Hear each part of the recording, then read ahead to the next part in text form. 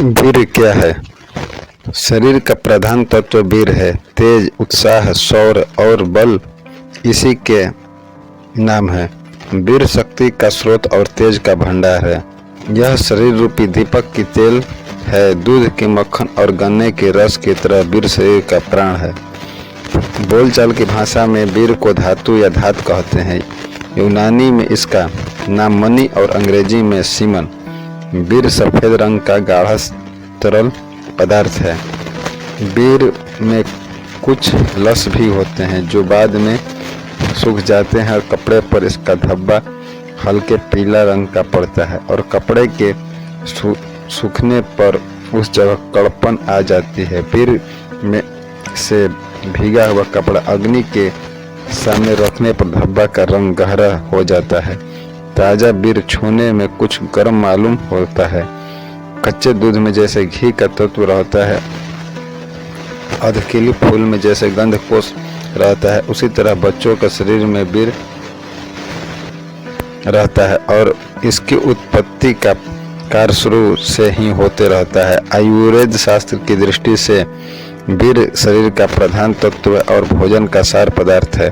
प्रत्येक मनुष्य प्रतिदिन भोजन करता है और यह भोजन शुरू में अमाशय में पहुंचता है। यहाँ पर भोजन परिपक्व शुरू हो जाता है। पचा हुआ अंश पक्वाशय नाम की बड़ी आंत में चला जाता है। यहाँ पर दूषित पदार्थ को मल और मूत्र के रूप में अलग छांटकर मलाशय और मूत्राशय के पास भेज दिया जाता है और सार भाग स्थूल रूप में रक्त बन जाता है। रक्त हृदय के पास पहुंचकर शुद्ध होता है और सारे शरीर में जीवन देता है। अब रक्त का पाचन होता है। इसके सूक्ष्म भाग में मांस तैयार होता है।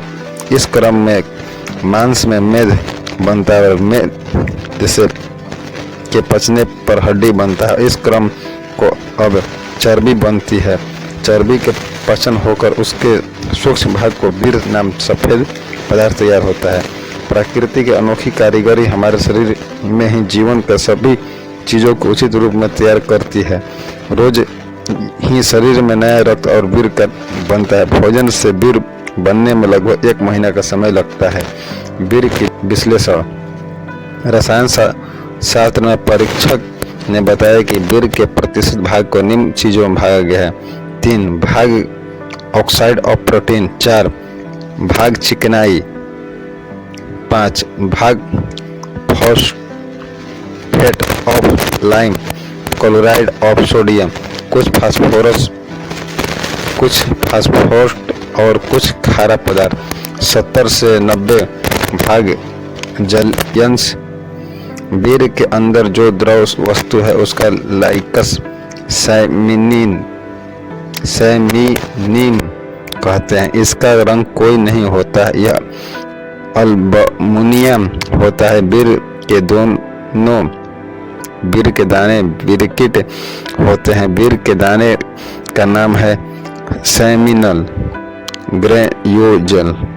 इसकी गोलाई 1/4000 इंच होती है। वीर जंतुओं को स्पेटाजोआ कहते हैं।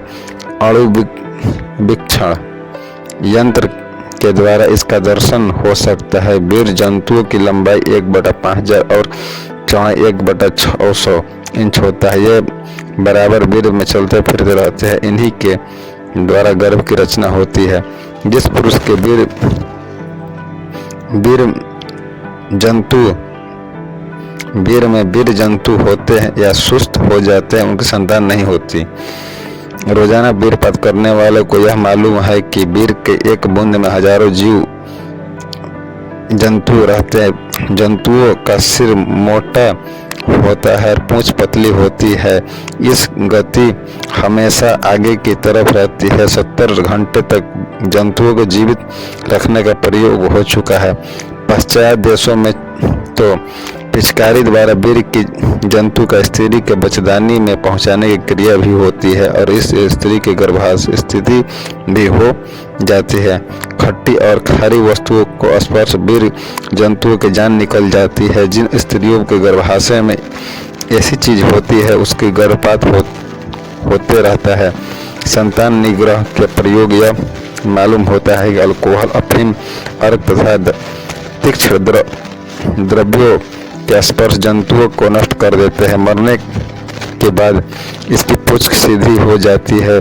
मैथुन के बाद लगभग 1 तोला बीर निकलता है और इस बीर में लाखों बीर जंतु रहते हैं। बीर जंतुओं के विकास के समय निश्चित और यह समय है यौवन के पहले ही बीर का नष्ट करने से वीर जंतुओं का विकार हो पाता है। परिपक्व बीर हमेशा गाढ़ा होता है, किंतु जो लोग ज्यादा मैथुन करते हैं उनके बीर पतला हो जाता है। बीर जंतुओं की गति सुस्त हो जाती है, जिसके कारण बीर कीट के गर्भाशय तक नहीं पहुंच पाता। बीर की रक्षा करना बीर का खास काम है और प्रारंभ से ही अपना कार्य करने लगता है।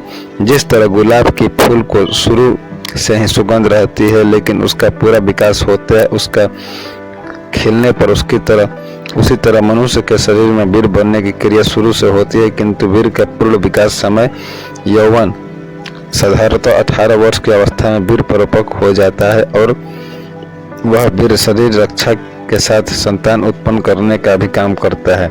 जब तक शरीर में बीर रहता है तब तक शरीर का पूर्ण स्वस्थ, सुंदर और चंचल रहता है। बाल अवस्था में इसका उदाहरण बच्चापन में शरीर कितना सुंदर स्वस्थ और चंचल रहता है, किंतु युवा अवस्था में बीर निकलने लगता है तो उसकी स्फूर्ति नहीं रहती, न उसका अच्छा स्वास्थ्य ही रहता है। जो बच्चे कच्चे बीर से निकलने लगते हैं उनके शरीर की सारी चंचलता और सौंदर्य का सारा उत्साह बीर के साथ बाहर निकल जाता है। बीर का तत्व ओज। बीर से ओज नामक जीवन तत्व का रचना होती है। इस योज को मानव जीवन का अंतिम तत्व या प्राणी को समझिए। जिस मनुष्य को जितना ओज होता है उतना ही वह तेजस्वी होता है और उतने ही उसकी जीवन शक्ति रहती है। प्रतिभा की उत्पत्ति ओज से होती है। त्रिकालज्ञ महर्षियों का ज्ञान इसी के ओज से उत्पन्न होता था। नए आविष्कार की सूझ इसी ओज से होती है। ओज के संबंध में पश्चात विद्वानों ने अन्वेषण किया है कि एक जर्मनी का डॉक्टर का कहना है शरीर बीर से बढ़कर और सर्वोत्कृष्ट पदार्थ रहता है, उसका नाम ओज। ओज की रचना बीर से होती है। जिस मनुष्य के शरीर में जितना शुद्ध बीर होगा उतना उसका ओज भी रहेगा। प्रत्येक मनुष्य के शरीर में ओज कायम रखना चाहिए, यह जीवन का तत्व है। ओज के संबंध में आयुर्वेद का कहना है कि ओज सारे शरीर का व्यस्त रहता है। यह चिकना, स्थिर उज्ज्वल होता है। ओज से तेज बढ़ता है तथा बल पुष्ट प्राप्ति होती है। यह सब धातुओं का तत्व इसका नाश में के मानी है। जीवन का नाश इसकी उपस्थिति का नाम है जीवन। पश्चात वैज्ञानिकों का कहना है कि प्रत्येक मनुष्य के मस्तिष्क के विचार शक्ति को पैदा करने वाली ग्री सबटेटेस नाम की एक वस्तु होती है जो अवस्था के साथ बढ़ती है। जो बच्चों की अवस्था बढ़ती है वे ग्रे सबटेटेस भी बढ़ती है और इसी के हिसाब से बुद्धि का भी विकास होता है। जिस मनुष्य के शरीर में जितना ही ग्री सबटेटेस का मस्तिष्क में उसकी उतनी वृद्धि भी है। यह ग्री सबटेटेस ओज की सिवा दूसरी चीज नहीं। ओज बीर का तात्विक अंश है। जिस शरीर में जितना बीर होता है उतना ही ओज होता है।